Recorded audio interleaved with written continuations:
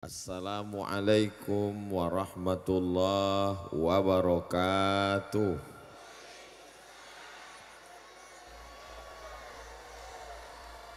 Apa kabar Bapak Ibu? Saya Alhamdulillahi Rabbil Alamin. Allahumma salli ala Sayyidina Muhammad wa ala ali Sayyidina Muhammad. Kullu amrin zibalin, semua amal yang baik, walam yubda' bi bismillah, kalau tidak dimulai dengan menyebut nama Allah, fahuwa aqta', maka amal itu putus, tidak bisa dibawa bekal menghadap Allah. Kita ingin semua langkah kaki kita, ayunan tangan, tetes peluh keringat air mata yang sudah bersusah payah sehingga pertemuan kita petang ini terwujud, mudah-mudahan semuanya dibalas Allah kebaikan. Maka kita ucapkan Bismillahirrahmanirrahim. Mudah-mudahan dengan menyebut nama Allah semuanya bernilai amal soleh insyaallah. Amin. Setiap majlis kalau tidak disebut namanya maka majlis itu menjadi majlis antanajifah, majlis busuk, bau, berulat, bangkai. Kita ingin majlis kita ini dipenuhi rahmat dan ridha Allah subhanahu wa ta'ala, maka kita sebut namanya. Allahumma salli ala Sayyidina Muhammad wa ala ali Sayyidina Muhammad. Semoga kita mendapatkan syafaat Nabi Muhammad sallallahu alaihi wasallam.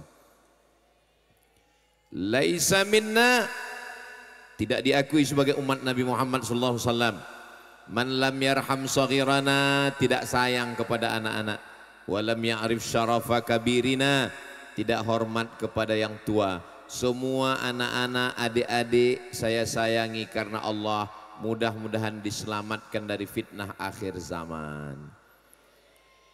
Para kiai, para alim, para ulama, pimpinan pondok pesantren yang tidak dapat saya sebutkan satu persatu, kakak kelas saya yang membawa saya ke Pulau Madura, Kiai Haji Dr. Ahmad Fauzi Tijani, yang tidak dapat saya sebutkan namanya, jabatannya, hadirin hadirat, muslimin muslimat, mukminin mukminat yang belum kawin dan belum sunat, semua yang hadir ini dimuliakan Allah subhanahu wa ta'ala.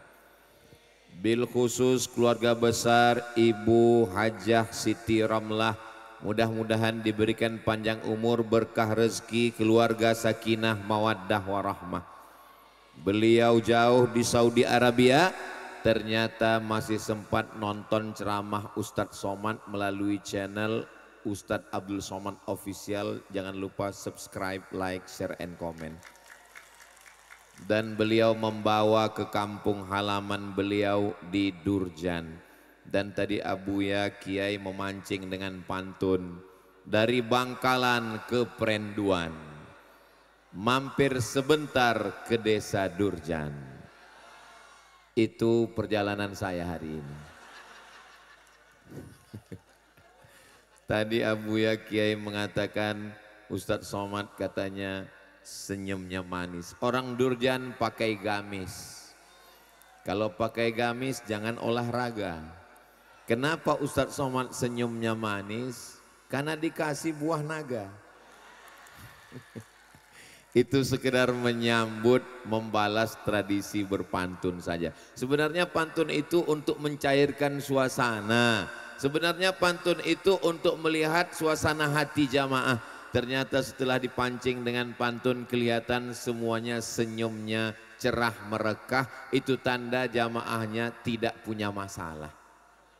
Dan kelihatannya jamaah nggak ada utang. Ustaz tahu dari mana? Senyumnya bisa lepas begitu. Orang kalau lagi ada masalah susah mau dipancing dengan pantun senyum. Senyum pun paling sedikit-dikit. Tapi tadi senyumnya Masya Allah. Kelihatannya semuanya keluarga sakinah mawaddah warahmah. Keturunannya insya Allah soleh dan solehah. Yang ada utang insya Allah dilunaskan Allah subhanahu wa ta'ala. Oh banyak juga yang punya utang. Yang belum ada jodoh dipertemukan dengan jodoh yang baik-baik. Banyak sekali. Tapi kelihatannya yang bilang amin sudah menikah semua. Maksudnya amin, anak-anaknya nanti mendapatkan jodoh yang baik-baik, yang soleh dan solehah, qurrata a'yun, sejuk dipandang mata insyaallah. Amin ya rabbal. Tema kita petang hari ini adalah sakera, keberanian menegakkan kebenaran, menumpas kemungkaran dan menebar kedamaian. Inilah yang akan disampaikan oleh Ustadz Abdul Somad. Doakan supaya saya diberikan taufik oleh Allah Subhanahu wa taala. Amin ya rabbal alamin. Ada orang dengan gagah beraninya minum khamar, mabuk, pas ditanya, "Kamu berani minum khamar?" "Saya enggak ada rasa takut." Ini berani juga. Namanya berani kesetanan. Allazi waswisu fi sudurin nas. Setan berbisik ke dalam hatinya, lalu kemudian dari hatinya masuk ke otaknya, dari otaknya masuk ke matanya, ke telinganya, sehingga tidak takut berzina, tidak takut pakai narkoba, tidak takut main judi. Bukan keberanian ini yang kita maksudkan. Keberanian kita adalah keberanian karena Allah. Semuanya karena Allah. Semua amal kalau disebutkan nama Allah, karena Allah, walaupun kelihatannya kotor, najis, bau, tapi dia berubah menjadi ibadah. Betul? Loh, kok betul? Contohnya WC, toilet, tempat setan, tempat najis, tapi ketika disebut nama Allah, Allahumma inni a'udzubika minal khubusi, jangan dibaca sekarang, bisa keluar. Allahumma inni a'udzubika minal khubusi wal khaba'is. Maka tempat yang kotor itu berubah menjadi nilai ibadah karena mengikuti sunnah Sayyidina wa maulana wa syafi'ina Muhammad sallallahu alaihi wasallam. Jadi keberanian yang pertama, keberaniannya karena apa? Keberaniannya karena Allah. Adapun keberanian karena melawan agama Allah, melawan syariat Allah, itu bukan keberanian. Sekarang begitu banyak orang yang berani melawan ulama, melawan sunnah Rasulullah, mengejek-ejek. Apakah itu disebut sebagai keberanian? Keberanian, tapi keberanian karena kesetanan. Mudah-mudahan kita semuanya dilindungi Allah dari godaan setan. Makanya kita disuruh membaca Allahu la ilaha illa huwal hayyul qayyum. Jadi kalau ada teman kita, sahabat kita, jiran kita, kawan kita ngajak mabuk, ngajak minum, ngajak judi, ngajak zina, katakan tidak. Kalau dia tetap ngajak, Allahu la ilaha illa huwal hayyul qayyum. Masalahnya kita bacakan ayat kursi, yang ngajak ini hafal Yasin. Karena sudah menjadi tradisi. Bukan itu yang dimaksud. Adapun keberanian dalam Islam adalah keberanian siapa? Keberanian seorang yang ketika dia sudah sampai pada puncaknya, keberanian untuk meninggalkan ayahnya. Ayah kandung sudah tua, sakit-sakitan, berani dia tinggalkan. Harta emasnya berani dia wakafkan. Dan kemudian ketika dia sampai ke dalam gua gelap tengah malam, bisa jadi ada singa yang tidur di dalam, bisa jadi ada ular, tapi kemudian dialah yang masuk ke dalam. Laki-laki itu adalah Sayyidina Abu Bakrin Siddiq. Makanya ketika sholat tarawih Bilal mengatakan, Al-Khalifatul Awwal Sayyiduna Abu Bakrin Siddiq radhiyallahu anhu. Allah meridhoinya. Kenapa Allah meridhoinya? 3 keberaniannya. Berani meninggalkan ayah, berani meninggalkan keluarga, berani memberikan hartanya untuk agama Allah. Mudah-mudahan generasi kita juga termasuk generasi yang berani, insya Allah. Amin. Belum pernah lagi Ustadz Somad begitu dipanggil protokol. Berikut ini mari kita dengarkan tausiah yang akan disampaikan oleh Ustadz Abdul Somad. Lalu jamaahnya menjawab radhiyallahu an. Kenapa? Karena sahabat Nabi itu memang Allah yang menyebut mereka radhiyallahu an. As-sabiqunal awwaluna minal muhajirin wal ansar. Mereka yang dulu masuk Islam dari kalangan muhajirin dan ansar. Walladzina taba'uhum bi ihsan. Mereka yang mengiringi, mengikuti dengan ihsan. Mereka itu kata Allah radhiyallahu anhum. Mereka diridai Allah wa radu'an, dan mereka pun ridha kepada Allah. Sedangkan kita belum diridai Allah, tapi kita berharap mudah-mudahan dengan acara kita petang ini kita termasuk yang diridai Allah Subhanahu wa taala. Amin ya rabbal alamin. Kamu kenapa belum menuntut ilmu ke pondok? Saya enggak berani ninggalkan ayah saya, ninggalkan ibu saya. Tidak punya keberanian. Kamu belum masuk pondok pesantren? Belum. Kenapa? Karena belum berani meninggalkan ibu. Ibunya juga belum berani berpisah dengan anak. Bukan keberanian seperti ini. Alhamdulillah pondok pesantren banyak sekali di Pulau Madura, 4 kabupaten. Kalau dibandingkan dengan Sumatera, apalagi di Riau, jauh. Ini menunjukkan dengan banyaknya pondok pesantren berarti orang-orang berani mewakafkan tanah, berani berpisah dengan anak, berani untuk menuntut ilmu. Mudah-mudahan Allah menjaga pulau ini tetap terjaga, terpelihara. Baldatun thayyibatun wa rabbun ghafur. Saya berani mewakafkan tanah saya, Ustaz. Nanti itu ada tanah saya wakafkan. Tanah siapa? Enggak tahu. Ya enggak bisa. Keberanian itu datangnya dari mana? Keberanian itu datangnya dari dalam. Memberikan harta itu adalah keberanian yang luar biasa. Saya berani mati, Ustaz. Banyak sekarang orang menyebut dirinya pasukan berani mati, tapi masih koma. Ujungnya berani mati, takut lapar. Mati berani, lapar takut. Saudaraku yang dimuliakan Allah Subhanahu wa taala, keberanian ini datangnya dari lubuk hati yang paling dalam. Orang takut kepada kematian, kenapa? Karena meninggalkan kehidupan, rumah, kebun, suami, istri, anak yang sekarang nyata, yang sekarang kelihatan, yang sekarang bisa dipegang. Nyata, rumah nyata, kebun nyata, suami nyata, istri nyata. Tapi begitu ruh keluar dari jasad, ini ruh masih ada di dalam jasad. Jamaah, ruh masih ada dalam jasad? Alhamdulillah. Kalau ada teman sebelah yang itu berarti ruh sudah mulai keluar. Sekarang semuanya nyata, rumah nyata, mobil nyata, jamaah nyata, ibu-ibu nyata, kiai nyata. Tapi begitu ruh keluar dari jasad, maka yang nyata ini menjadi tidak nyata. Sekarang kalau ada yang nantang-nantang, saya nggak percaya tuh sama Ustadz. Mana malaikat, mana Tuhan, mana surga, mana neraka? Jangan marah, bilang tenang.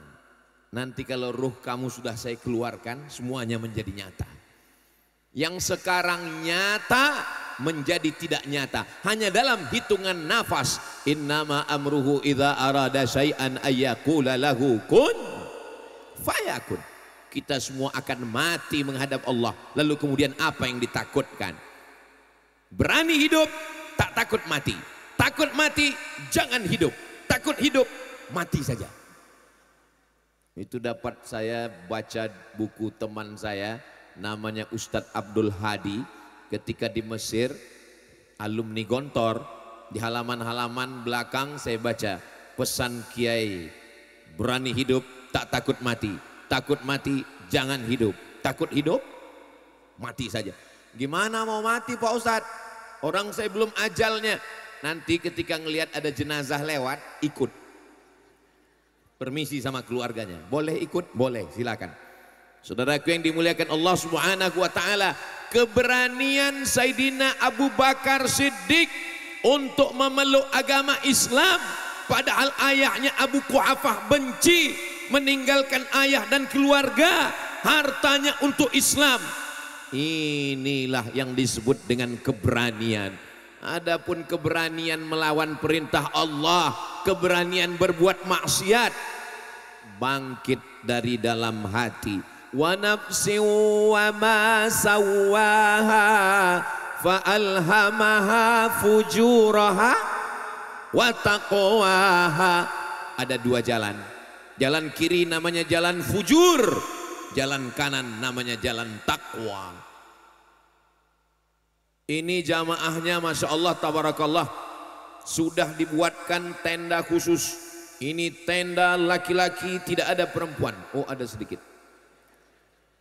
Saudara yang dimuliakan Allah Subhanahu wa taala, Ustadz Somad ketika nyebut fujur ke kiri, nyebut takwa ke kanan, jangan tersinggung. Ya tapi nunjuknya jangan ke mana. Oke, nunjuknya ke langit.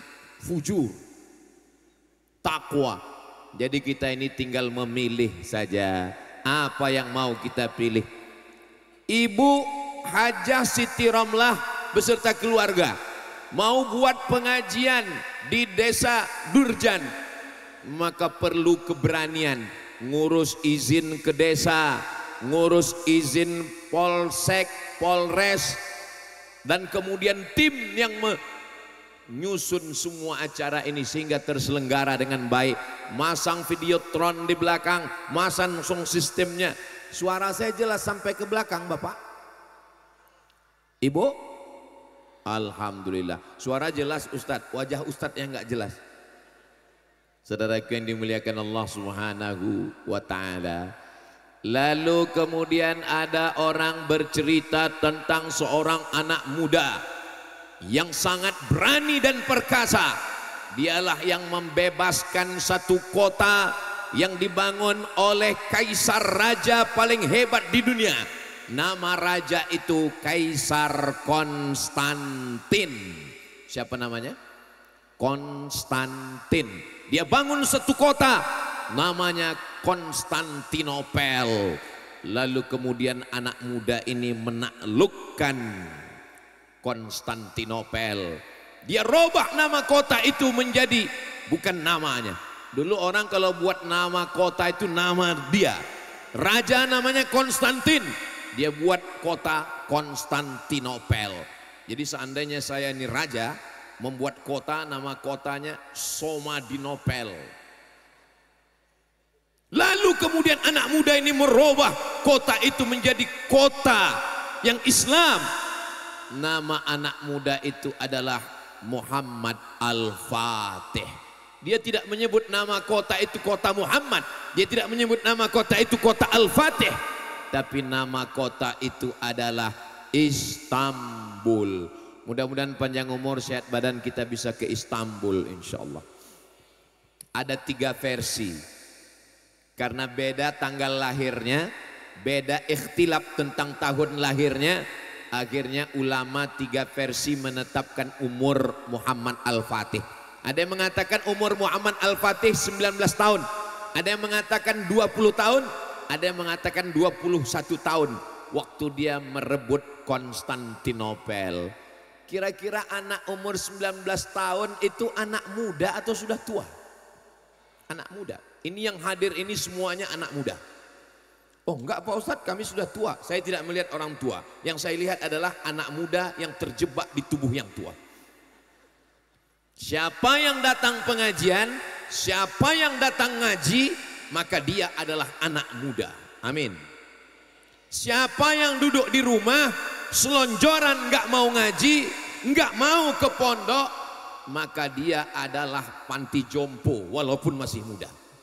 Karena yang dilihat itu bukan fisiknya, yang dilihat bukan umurnya, tapi yang dilihat adalah semangatnya. 28 Oktober 1928 namanya Sumpah Pemuda, tapi isinya ternyata orang tua. Loh, kok disebut dengan Sumpah Pemuda? Karena yang dilihat bukan orangnya, bukan umurnya, tapi yang dilihat adalah semangatnya. Maka saya melihat yang hadir ini semuanya adalah pemuda-pemuda insyaallah. Amin. Saudaraku yang dimuliakan Allah Subhanahu wa taala, Maka Muhammad Al-Fatih keberaniannya luar biasa, umur 19 tahun. Hari ini kalau kita tanya anak umur 19 tahun, kamu umur berapa? 19 tahun. Muhammad Al-Fatih 19 tahun sudah merebut Konstantinopel. Kamu merebut siapa? Saya merebut hati dia. Ini tidak ada di Durjan, ini adanya di planet Mars. Anak muda di Durjan semuanya siap akan merebut Paris, Prancis akan menjadi negeri yang bersyahadat asyhadu an la ilaha illallah wa asyhadu anna Muhammadan Rasulullah. Allahu Akbar. Dari mana keberanian Muhammad Al-Fatih itu datang? Ternyata ayahnya ketika memandikan dia masih kecil di seberang sungai, setiap hari ayahnya menunjukkan istana Konstantinopel. Wahai anakku, engkau akan merebut Konstantinopel. Wahai anakku, engkau akan merebut istana Konstantin. Yang menanamkan itu adalah ayahnya. Jadi ayahlah yang menanamkan keberanian dalam diri anak. Sekarang banyak ayah, apa yang ditanamkan dalam diri anaknya? Nanti kalau kamu sudah besar, kamu akan jadi PNS. Ya nggak salah, saya PNS. Saya pegawai negeri sipil dari tahun 2008 keluar 2019. Nggak salah, tapi pasanglah cita-cita yang tinggi. Kamu nanti kalau sudah besar akan menolong agama Allah. Insya Allah anak-anak kita ini semua akan menolong agama Allah, insya Allah. Amin. Siapa yang menanamkan keberanian dalam diri Muhammad Al-Fatih? Ternyata ada satu pohon besar, dan di bawah pohon besar itu ada satu makam. Makamnya adalah makam Abu Ayyub Al-Ansari. Saya ulang sekali lagi, itu adalah makam Abu Ayyub Al-Ansari. Siapa Abu Ayyub Al-Ansari? Abu Ayyub Al-Ansari sahabat Nabi yang menyediakan rumah sebelum Nabi punya rumah. Ketika disambut Tala'al badru alaina min sani yatil wada. Waktu itu Nabi Muhammad SAW belum punya rumah, maka Abu Ayyub Al-Ansari lah yang memberikan rumah, dan pernah Nabi serumah dengan Abu Ayyub Al-Ansari. Abu Ayyub Al-Ansari pernah mendengar hadis Nabi Muhammad SAW, la taftahunal Konstantiniyah, kalian akan merebut Konstantinopel, wala ni'mal amiru amiruha, pasukan terhebatnya, panglimanya, panglima paling hebat, dan pasukan tentaranya, wala ni'mal jaisyu dzalikal jais. Abu Ayyub Al-Ansari berumur 80 tahun. Umur 80 tahun Abu Ayyub Al-Ansari menuju Turki. Dari Madinah ke Turki, dari Madinah ke Konstantinopel. Ustadz Somad dari Riau ke Durjan. Begitu sampai di Durjan, panitia nanya, gimana jalannya Pak Ustadz? Saya bilang, saya tidak merasakan apa-apa. Kenapa? Karena saya tidur. Tanya sama Kiai. Mereka dulu dari Madinah menuju Konstantinopel umur 80 tahun. Dan ternyata takdir belum berkata menang. Abu Ayyub Al-Ansari radhiyallahu anhu belum merebut Konstantinopel. Tapi justru kapan? 700 tahun setelah itu ada anak muda yang berziarah ke makamnya, dan anak muda itu bernama Muhammad Al-Fatih. Siapa yang membawa ziarah? Yang membawa ziarah adalah Aga Syamsuddin. Aga Syamsuddin adalah guru dari Muhammad Al-Fatih. Jadi yang menanamkan keberanian itu adalah ayah. Yang kedua yang menanamkan keberanian adalah ayah yang kedua. Ayah yang kedua adalah kiai. Ayah yang kedua adalah lora. Ayah yang kedua adalah guru. Ayah yang kedua adalah ustaz yang menanamkan keberanian di pondok-pondok pesantren. Ini sekarang banyak orang tidak lagi mau mendaftarkan anaknya ke pesantren karena isu-isu yang disebarkan di internet. Jangan gara-gara nila setitik rusak susu. Dulu pepatahnya begitu, jangan gara-gara nila setitik rusak susu sebelanga. Sekarang sudah berubah, jangan gara-gara nila setitik rusak susu satu kotak. Itu isu bohong, tapi pengaruh efeknya dunia internet luar biasa. Mereka mau menjauhkan anak-anak muda dari kiai, karena kiai mengajarkan jihad, karena kiai mengajarkan kemenangan melawan musuh-musuh Allah. Negeri ini negara kesatuan Republik Indonesia. 10 November hari pahlawan. Orang taunya 10 November hari pahlawan. TNI mengusir Belanda, mengusir Jepang, mengusir PKI. Tapi orang lupa TNI itu manusia, punya hati dan rasa, punya nyawa dan jiwa, punya pikiran, punya rasa takut. Kenapa TNI itu bisa berani? TNI bersama rakyat berani karena keluar fatwa dari ulama, resolusi jihad tanggal 22 Oktober. Hari pahlawan 10 November. Resolusi jihad 22 Oktober. Jadi membangkitkan, membakar semangat keberanian itu berapa hari? Hanya 18 hari. Dari 22 November, 22 Oktober ke 10 November, 18 hari disebarkan fatwa jihad. Siapa yang mati membunuh Belanda masuk surga. Siapa yang mati dibunuh Belanda masuk surga, mati syahid. Akhirnya bergeraklah umat. Akhirnya mereka semuanya menyerang pos-pos Belanda. Mereka bertakbir, serang Belanda, jihad melawan Belanda, bunuh Belanda, takbir, Allahu Akbar. Akhirnya Belanda lari pontang-panting pulang ke Amsterdam, tinggal terong Belanda. Itulah yang sekarang diminum anak-anak muda kita, serang Belanda. Saudaraku yang dimuliakan Allah Subhanahu wa taala, apa yang diteriakkan Bung Tomo di Surabaya? Allahu Akbar. Apa yang diteriakkan Panglima Besar Jenderal Sudirman? Allahu Akbar. Di Pulau Sumatera, apa yang diteriakkan oleh Tengku Umar di Aceh?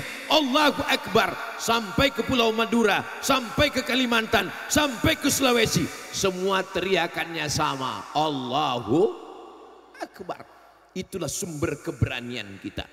Ada orang naik pesawat, yang satu baca doa, Allahu Akbar, Allahu Akbar, Allahu Akbar, subhanalladzi sakhkhara lana hadza wa ma kunna lahu muqrinin wa inna ila rabbina lamunqalibun, Allahumma antas sahibu fis safar wal khalifatu fil ahl. Dia baca doa safar. Yang satu mengatakan, alah saya nggak percaya sama doa. Apa itu sebut baca doa?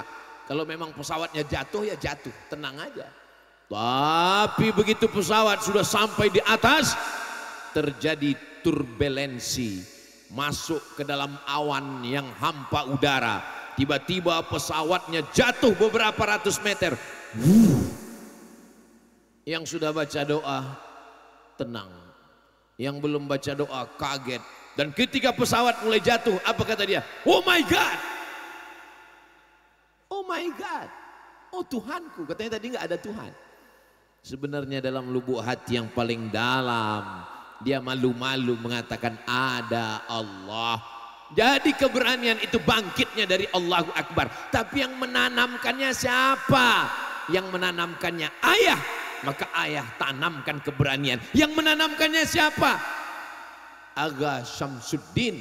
Dua yang menanamkan. Jadilah ayah yang menanamkan keberanian kepada anak. Dan jadilah ibu. Bagaimana Pak Ustadz? Oh, ibu perannya luar biasa. Kalau ayah hanya sekedar mengganti pampers sekali-sekali, kalau ayah hanya sekedar menanamkan, tapi ibu menanamkan keberanian dalam janin. Berapa lama? 9 bulan 10 hari. Di Durjan mengandung masih 9 bulan 10 hari. Alhamdulillah. Di tempat lain sudah 4 bulan. Karena katanya efisiensi. Saudaraku yang dimuliakan Allah Subhanahu wa taala, Ibu jangan sepelekan 9 bulan 10 hari 2 tahun menyusukan anak, melahirkan, meregang nyawa. Mereka lah yang menanamkan keberanian. Maka kalau terlihat ada anak yang berani, itu sesungguhnya adalah dilahirkan oleh ibu-ibu yang berani. Kalau ada seorang anak menjadi tokoh, menjadi orang hebat, di balik seorang laki-laki yang tangguh, ada 2 perempuan yang hebat. Yang pertama ibunya, yang kedua istrinya. Di balik laki-laki yang sakit jantung, juga ada istri yang luar biasa. Tapi di sini nggak ada, ini di semua sehat-sehat. Menurut survei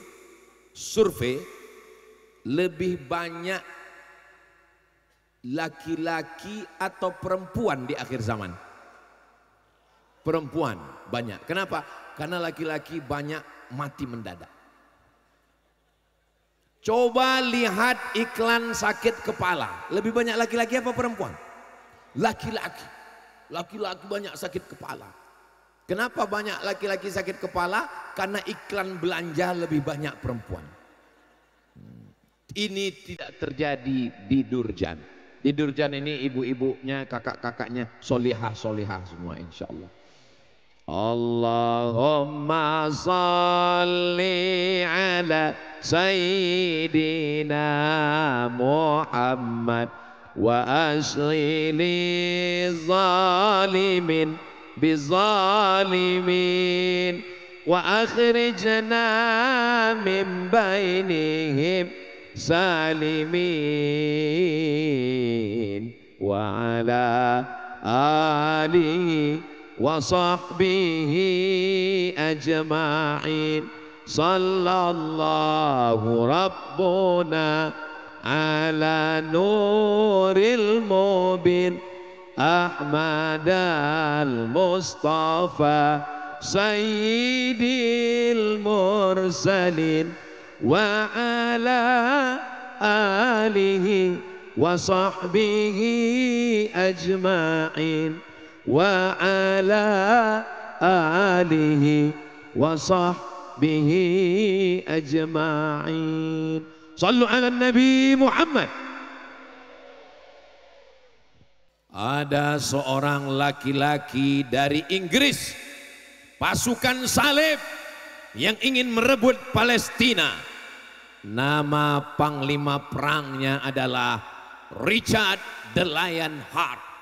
Lion singa, heart hati, Lion Heart berhati singa. Richard the Lion Heart, si Richard berhati singa.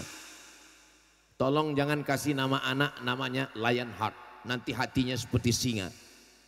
Karena dia panglima perang, dia tidak punya rasa takut, dia punya keberanian, maka dia disebut dengan Richard the Lion Heart.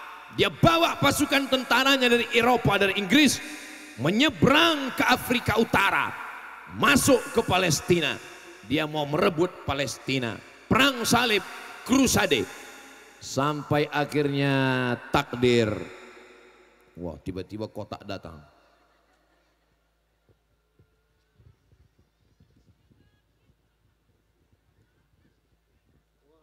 Masya Allah. Sudah dipoto. Sampai mana tadi? Kalau pakai baju petak-petak, petak-petak dibeli di Padang, ketika sudah datang kota, isi ceramah jadi hilang.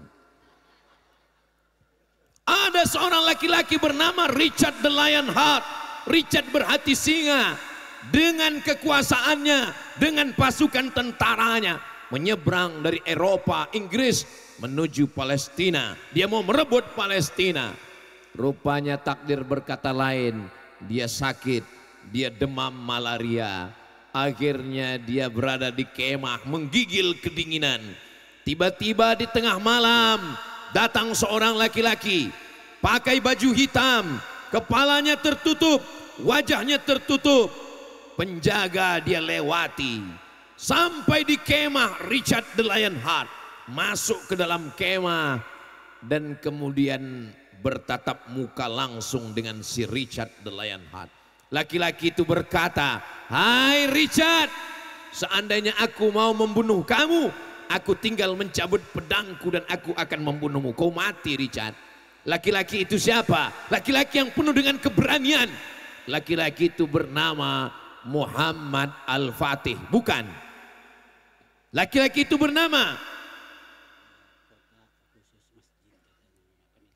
kotak yang berada di hadapan Bapak Ibu itu kotak untuk masjid. Jadi duitnya yang terkumpul nanti semua itu akan diserahkan ke masjid. Jangan khawatir duitnya dibawa Ustadz Somad pulang. Nah, itu sengaja kotaknya dibuat bibirnya lebar, tidak dipakai selasiban, supaya yang nggak bawa uang bisa masukkan cincin, gelang, rantai, gigi emas, masukkan semua. Insya Allah itu semua untuk masjid dan itu akan menolong kita nanti di hadapan Allah Subhanahu wa Ta'ala.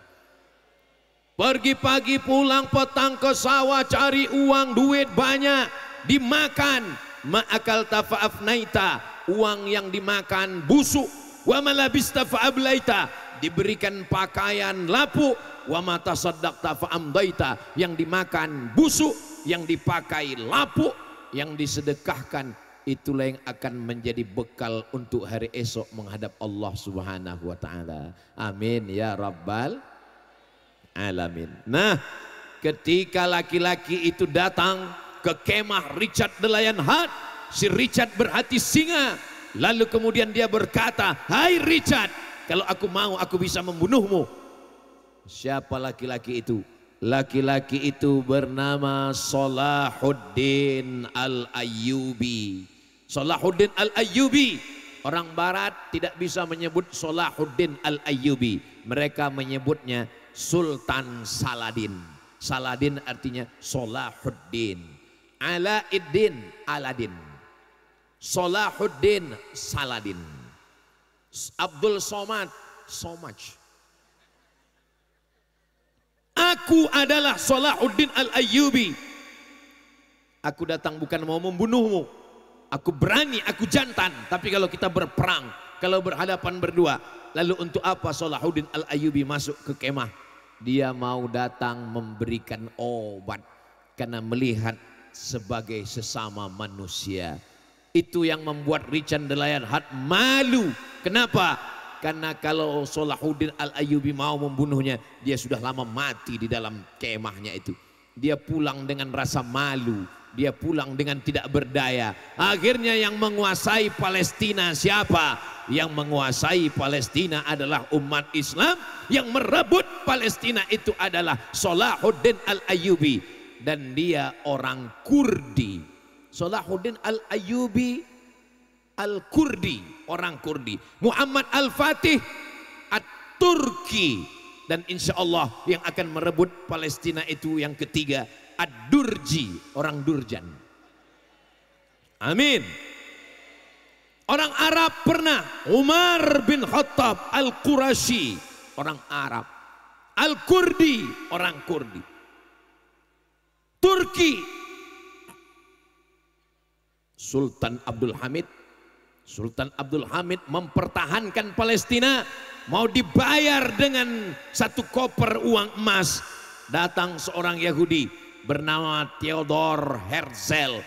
Ini kami bayar emas. Apa kata Sultan Abdul Hamid? Yang direbut dengan tetes darah dan air mata tidak layak untuk dibayar dengan emas. Saya tidak akan menjual Palestina. Rupanya orang Yahudi sakit hati. Mereka gulingkan Sultan Abdul Hamid tahun 1924. Hancur kekuasaan Islam di Turki. Hartanya dirampas, raja diusir, sultan dihilangkan oleh seorang laki-laki bernama Mustafa Kemal Atatürk. Lalu kemudian umat Islam lemah, tak berdaya, tak punya kekuasaan. Umat Islam menjadi negara-negara kecil. Dulu kalau ada umat Islam yang diganggu, ada seorang raja, seorang sultan yang berkuasa. Tapi ketika dia sudah menjadi kecil, tercabik-cabik, persis dikatakan Nabi Muhammad sallallahu alaihi wasallam, Kamu nanti di akhir zaman seperti makanan di meja makan yang diperebutkan. Ada yang menarik kakinya, ada yang menarik kepalanya, ada yang menarik dadanya, ada yang menarik sayapnya. Persis seperti makanan. Di atas meja makan, diperebutkan. Aqillatun nahnu yawma idzin ya Rasulullah. Apakah waktu itu jumlah kami sedikit? Bal antum katsirun. Kamu banyak. Lakinnakum ghusaun ka ghusa'is sail. Tapi kalian seperti buih di tengah lautan. Bagaimana buih di tengah lautan? Dipukul ombak, dihempas gelombang, dihembus angin, tak bermakna, tak ada kekuatan sama sekali. Mudah-mudahan ramainya kita ini punya kekuatan, insya Allah. Amin. Siap ke Palestina? Jangan. Saudaraku yang dimuliakan Allah Subhanahu wa taala, kita belum mampu untuk menolong Palestina. Tapi kalau ulil amri pemimpin kita mengatakan kita buka pintu jihad, kita akan berangkat, kita daftar, maka kita akan mendaftar untuk menolong, membela saudara kita insya Allah. Takbir.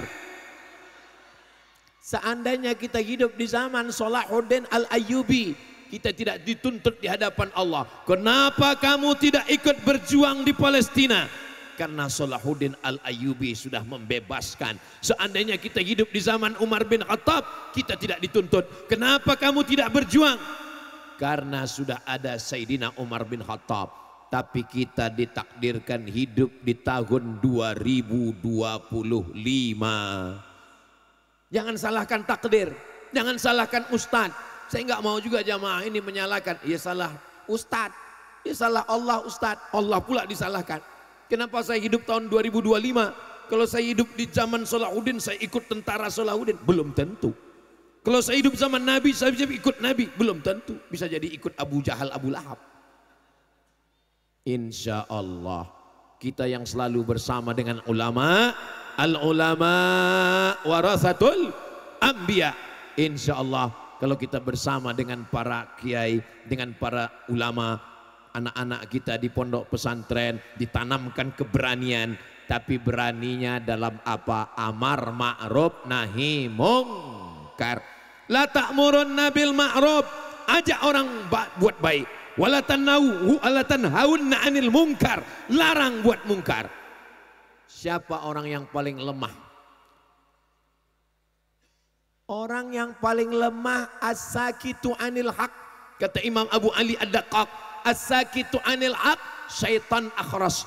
Orang yang diam melihat kemungkaran itu adalah setan akhras, setan bisu. Sudah setan bisu lagi. Setan bisu karena diam melihat kemungkaran. Man ra'a minkum mungkaran, siapa di antara kamu melihat kemungkaran, falyughayyirhu biyadihi, dengan tangan. Bapak Kades, peraturan desa, tidak boleh judi, tidak boleh laga ayam, tidak boleh perselingkuhan, tidak boleh jual khamar. Ulama dengan lisannya nahi mungkar. Kira-kira ini kira-kira. Ibu, saya boleh nanya? Bapak, saya boleh nanya? Jawab jujur ya. Jangan dalam hati, dengan lisan. Antara saya dengan Pak Nur Kholis. Nur cahaya, Kholis ikhlas. Nur Kholis cahaya yang ikhlas.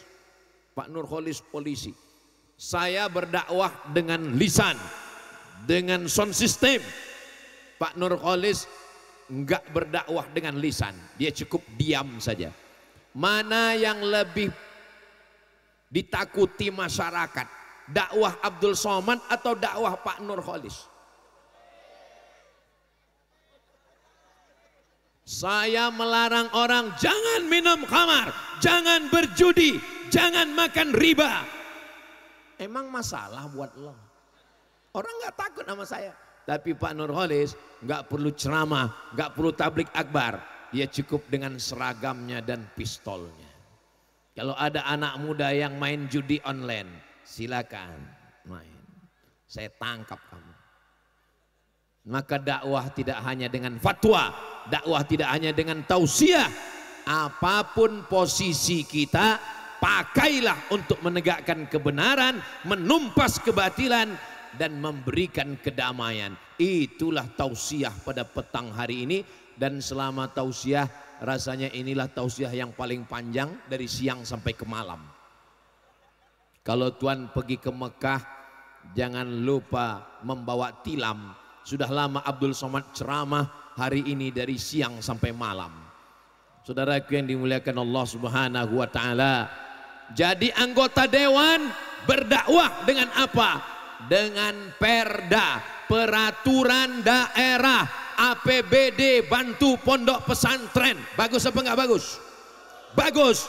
Jadi bupati, gubernur, menteri, presiden keluarkan perpres, peraturan presiden, perbub, peraturan bupati, pergub, peraturan gubernur. Tidak boleh jual khamar, tidak boleh ada lokalisasi, tidak boleh ada zina. Bisa atau tidak bisa? Bisa. Pakai jabatan kekuasaan untuk menolong agama Allah Subhanahu wa taala. Ujung jari, tinta dan pena pakai untuk menolong agama Allah.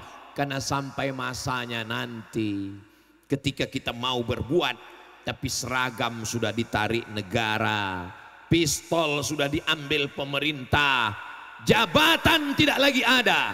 Ketika itu kita sudah berada di ruang ICU. Judul lagunya Setengah Nafasku Pergi. Waktu itulah mau berdakwah. Ustadz Abdul Somad, apa yang bisa saya lakukan?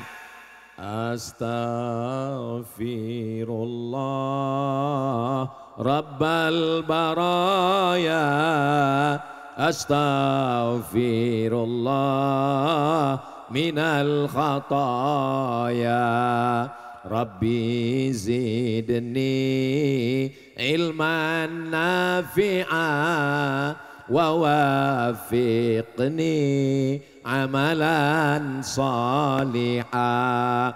Ada masuk pertanyaan WhatsApp ke HP Ustadz Somad dari masyarakat Durjan. Kenapa masyarakat sekarang ini banyak yang bertikai? Yang satu begini, yang satu begono. Akhirnya kami masyarakat ini bingung Ustadz Abdul Somad. Bingung karena nggak ngaji. Kalau ngaji, mondok dengan kiai pasti nggak bingung. Khilaf fikih. Yang satu, Allahu Akbar, Alhamdulillahi Rabbil Alamin. Yang satu, Allahu Akbar, Alhamdulillahi Rabbil Alamin. Yang satu lagi, Allahu Akbar, Bismillahirrahmanirrahim, Alhamdulillahi Rabbil Alamin. Bingung kami Pak Ustadz. Yang satu nggak pakai bismillah, yang satu bismillahnya berbisik, yang satu bismillahnya keras. Terus saya nggak sholat. Makanya ngaji. Kalau ngaji sama Kiai Dr. Ahmad Fauzi Tijani dengan para kiai, para alim, para ulama, nanti akan diberikan kitab 4 mazhab ditulis oleh Imam Ibn Rushd, Bidayatul Mujtahid wa Nihayatul Muqtasid. Yang bismillahnya sir, mazhab Hanafi dan Hambali. Bismillahirrahmanirrahim, Alhamdulillahi Rabbil Alamin. Hanafi dan Hambali. Kalau bismillahnya enggak ada, bismillah, enggak ada bismillah, Alhamdulillahi Rabbil Alamin, mazhab Maliki. Kalau bismillahnya jahar, Bismillahirrahmanirrahim, mazhab Syafi'i. Tapi kita di Nusantara, Brunei Darussalam, Malaysia, Singapura, Indonesia, Patani Thailand Selatan, Moro, kita semua mayoritasnya mengikut mazhab Imam Syafi'i. Siapa ulama Madura yang lama di Makkah? Syekhona Khalil bin Abdul Latif Al-Bangkalani, mazhabnya Syafi'i. Setelah itu siapa muridnya? Hadratus Syekh Muhammad Asim Asy'ari, sampai ke Makkah, pulang, mazhabnya Syafi'i. Tapi sekarang Pak Ustadz, kok di Saudi Arabia itu waktu kita sholat di sana, waktu umroh, bismillahnya sir? Itu sejak 1924 King Abdul Aziz menguasai Saudi Arabia. King Abdul Aziz mazhabnya Hambali. Itu Pak Ustadz tetangga saya. Itu mazhab apa? Itu bukan mazhab Hambali, bukan mazhab Syafi'i, bukan mazhab Maliki, bukan mazhab Hanafi. Mazhab apa? Mazhab Valentino Rossi. Saudaraku yang dimuliakan Allah Subhanahu wa taala. Makanya kalau ngaji insya Allah nggak bingung. Kenapa? Karena dia ngerti masalah khilafiyah. Datang orang menghadap Ustadz Abdul Somad. Ustadz Abdul Somad, ya saya sudah berzina, mohon maaf. Lalu kemudian saya bacakan ayatnya. Az-zaniyatu waz-zani, pezina perempuan dan pezina laki-laki. Fajlidu kulla wahidin minhuma mi'ata jaldah, cambuk 100 kali. Lalu saya minta cambuk, carikan saya cambuk. Cambuk mana Pak Ustaz? Cambuk sapi. Lalu kemudian saya cambuk dia 100 kali. Sore-sore langsung saya dipanggil sama Kapolsek. Ditangkap. Kenapa? Karena sudah menganiaya orang. Kenapa hukum hudud dan hukum itu tidak bisa kisos dilaksanakan? Karena kita tidak ada perangkatnya. Perangkatnya tidak ada. Datang orang yang sudah menikah. Kalau diterapkan asy-syaikhu wasy-syaikhatu, laki-laki perempuan yang sudah menikah, idza zanaya, kalau dia berzina, farjumuhumal battah, rajam sampai mati.